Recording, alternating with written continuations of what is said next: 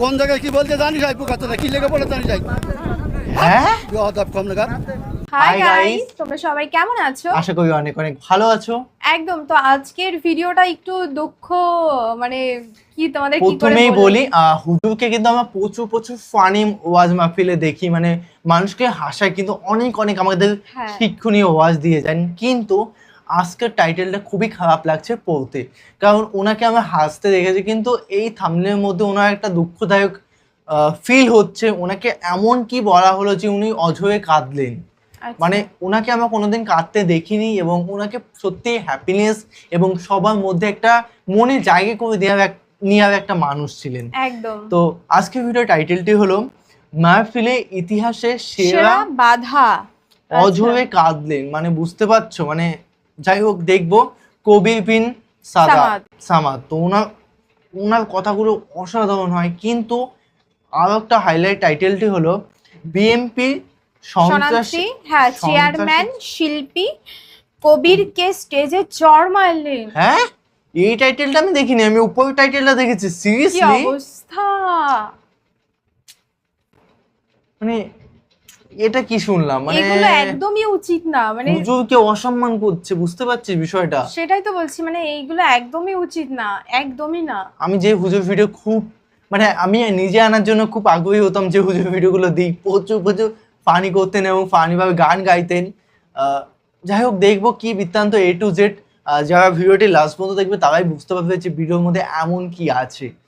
তো চ্যানেল যদি নতুন হয়ে থাকো চ্যানেলটিকে সাবস্ক্রাইব করে দেবে, পাশে থাকা বেল আইকনটা টং করে বাজিয়ে দেবে, একটা লাইক করে দেবে। আর মেইন ভিডিও ডেসক্রিপশন বক্সে লিংক পেয়ে যাবে, চেক আউট করে নিও। তো চলো আজকে ভিডিওটি শুরু করা যাক। কোন জায়গায় কি বলতে জানি যাই পোকাতে কি লেগে পড়ে জানি যাই হ্যাঁ, বেয়াদব কম নাগার। ইস, এত বড় অপমান! একদম বাস্ত করে দেবো সব একদম। একটা প্রশ্ন আমার উত্তর দেন একটু। আপনারা সারা বাংলাদেশে হুজুর নাম করা হুজুর কজন? মোবাইলে দেখলাম যে কি অবস্থা বল! 5 জনের 5 রকম মত এই নামাজে।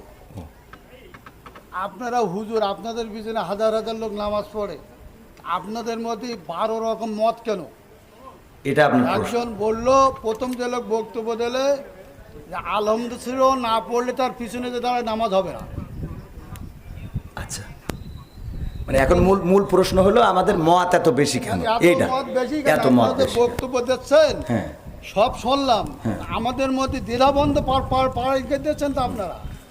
একজন বললো যে নামাজ হবে না, আচ্ছা আদৌ হবে না। আচ্ছা তিনি খুব নাম করা উচিত, 5 জনের মধ্যে তিনি প্রথম। আচ্ছা 2 জন বললো আদৌ নামাজ হবে না, পিছনে আরম্ভ সুরা যদি না পড়ে। আচ্ছা তারপর একজন বললো না, আরম্ভ করে পড়া যাবে না, একজন যখন জোরে ইমাম পড়বে তখন পিছনে পড়ার কোনো যুক্তি নেই।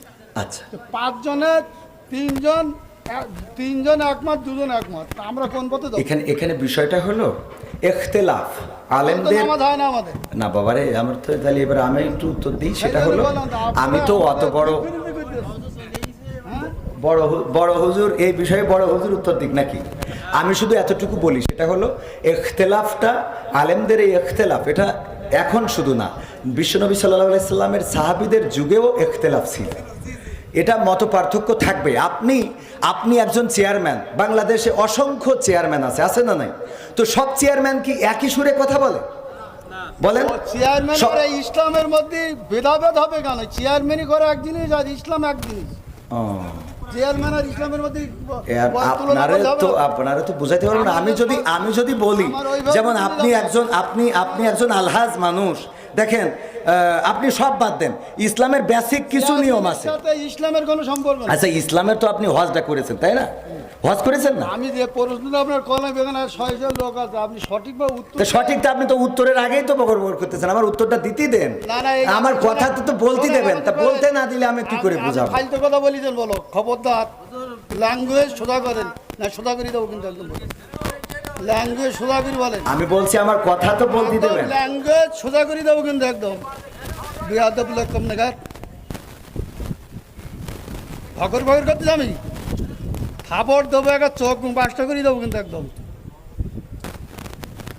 আমি প্রশ্ন করলাম, একজন লোক বলতে আলমদের শরীরে নামাজ পড় না শুরু না বললে নামাজ হবে না, আমি ফালতে পারতেছি। তা আমি বলছি আমার উত্তরটা তো দিতে।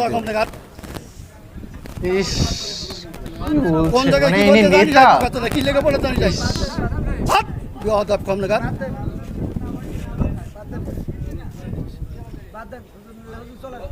একদম বাস্ত করে দেবো সব একদম।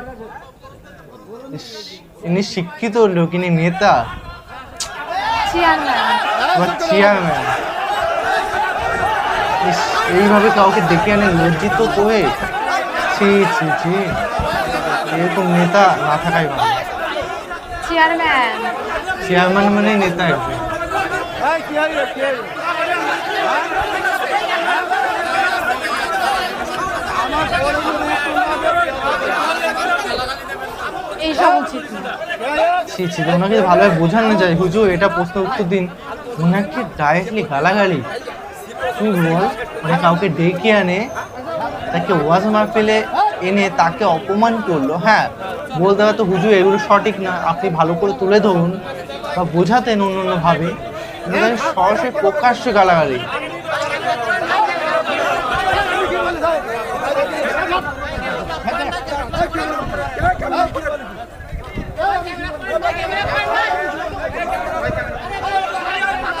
কি অবস্থা।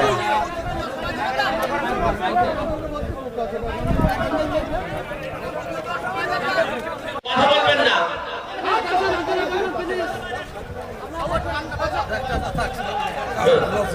আপনারা শান্ত হয়ে যান। আমি সকলের কাছে অনুরোধ করি যে আলহামদুলিল্লাহ এক্ষুনি আলোচনা নিয়ে আসবেন। এভাবে বলা উচিত হয় না, সত্যি খুব বাজে মানুষ একটি। সে একজন চেয়ারম্যানের মানে ভাষা এরকম জঘন্য। সেই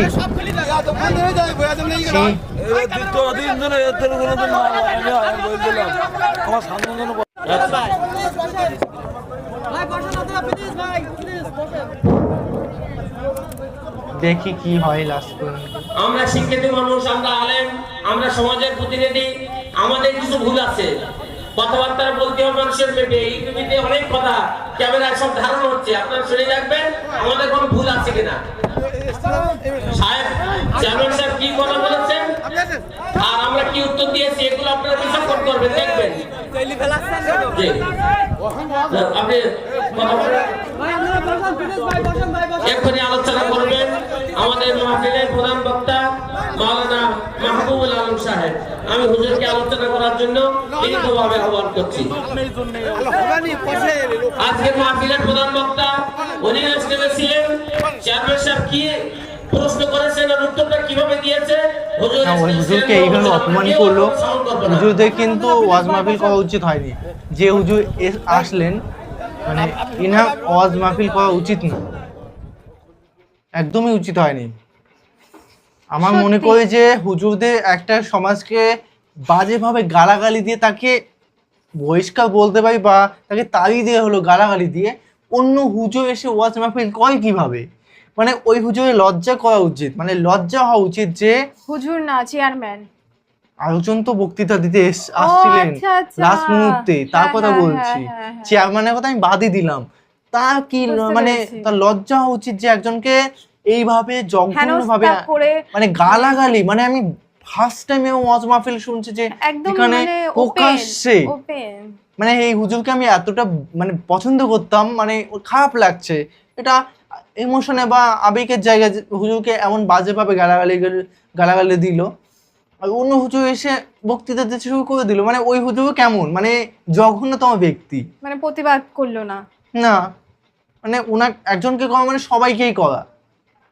আর চেয়ারম্যান ভাই, এরকম থার্ড ক্লাস জীবনের চেয়ারম্যান আমি জন্ম দেখিনি। মানে বুঝতে পারছো, এমন বাজে লোক, এরকম বাজে লোককে সাইজটা করতে হয় কিভাবে, তোমরা অবশ্যই প্লিজ কমেন্টে জানিও।